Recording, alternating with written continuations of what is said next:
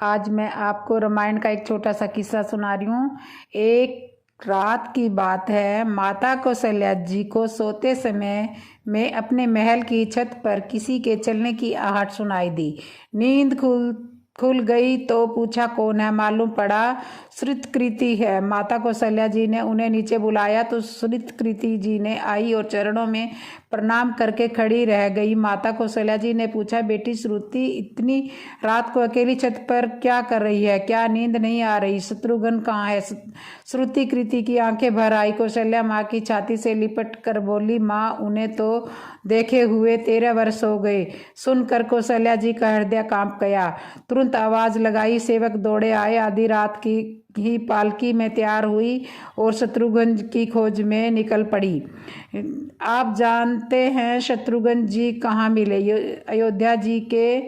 अयोध्या जी के जिस दरवाजे के बाहर भरत जी नंदी ग्राम में तपस्वी होकर रहते हैं, उसी दरवाजे के भीतर एक पत्थर की शिला है। उसी शिला पर शत्रुघ्न जी अपनी बाह का तकिया बनाकर लेटे मिले। माँ शत्रुघ्न जी के सिरहाने पर बैठ गई, होले से बालों में हाथ फिराया और शत्रुघ्न जी ने आंखें खोली। माँ उठे, चरणों में गिरे और माँ, आपने आने का क्यों कष्ट किया?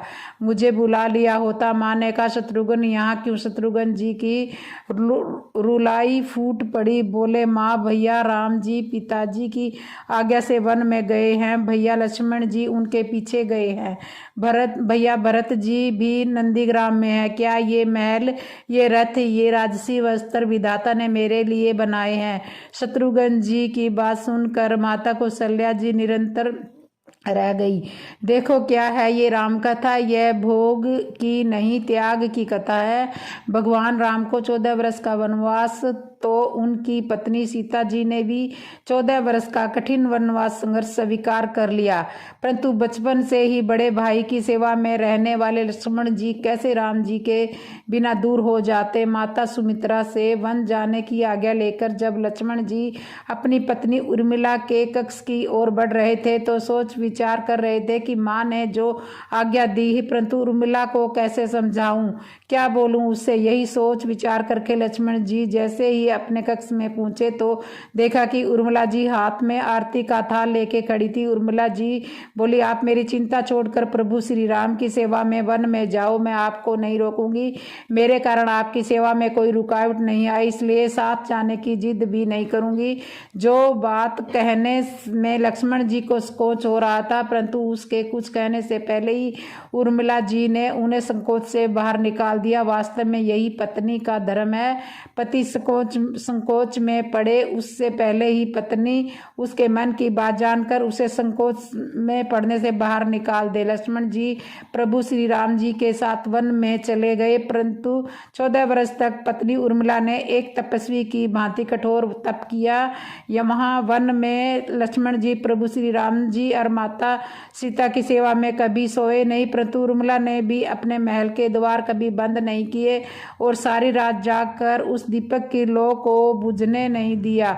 मेघनाथ से युद्ध करते हुए जब लक्ष्मण जी को शक्ति लग गई और हनुमान जी उनके लिए संजीवनी बूटी लेकर वापस लौट रहे थे, तो बीच में अयोध्या के ऊपर से गुजरने के दौरान भरत जी ने उन्हें देखकर कोई मायावी राक्षस समझा और उन्हें हनुमान जी को बाण मार दिया, जिससे हनुमान जी गिर जाते हैं। तब हनुमान जी सारा वृत्तांत सुनाते हैं कि सीता जी को रावण हर ले गया, लक्ष्मण जी युद्ध में मूर्छित हो गए।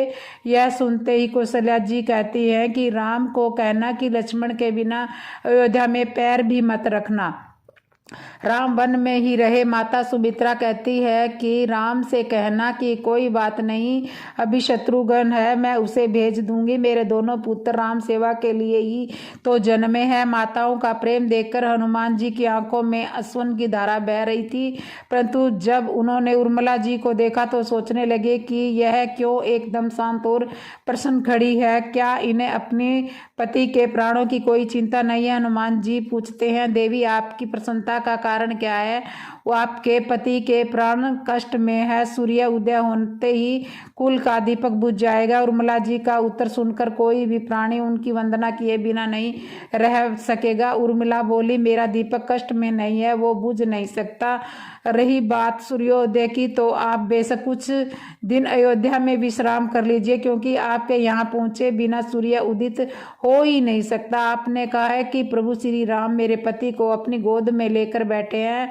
जो योगेश्वर प्रभु श्री राम की गोद में लेटा हो, काल उसे छू भी नहीं सकता। वह तो दोनों लीला कर रहे हैं। मेरे पति जब से वन में गए हैं तब से सोए नहीं हैं। उन्होंने न सोने का प्रण लिया था, इसलिए वे थोड़ी देर विश्राम कर रहे हैं, और जब भगवान की गोद में गई तो थोड़ा विश्राम ज़्यादा हो गया। वे उठ जाएंगे, और शक्ति मेरे पति को लगी ही नहीं, शक्ति तो प्रभु श्री राम जी को लगी है। मेरे पति की हर श्वास में राम है, हर धड़कन में राम है, उनके रोम रोम में राम है, उनके खून की बूंद बूंद में राम है, और जब उनके शरीर और आत्मा में श्री राम है तो शक्ति राम ही को ही लगी है, दर्द राम को ही हो रहा है। इसलिए हनुमान जी आप निश्चित हो के आपके वहाँ पहुँचे, और सूर्य उदित नहीं होगा। राम राज्य की नींव राजा जनक ही की बेटियां ही होंगी। कभी सीता को, कभी उर्मिला। भगवान राम ने तो केवल राम राज्य का अकल स्थापित किया, परंतु वास्तव में राम राज्य तो इन सब के प्रेम, त्याग, समर्पण और बलिदान से ही आया है। जय श्री राम, जय श्री राम। आज मैं आपको रामायण का एक छोटा सा किस्सा सुना रही हूँ। एक रात की बात है। माता कौशल्या जी को सोते समय में अपने महल की छत पर किसी के चलने की आहट सुनाई दी।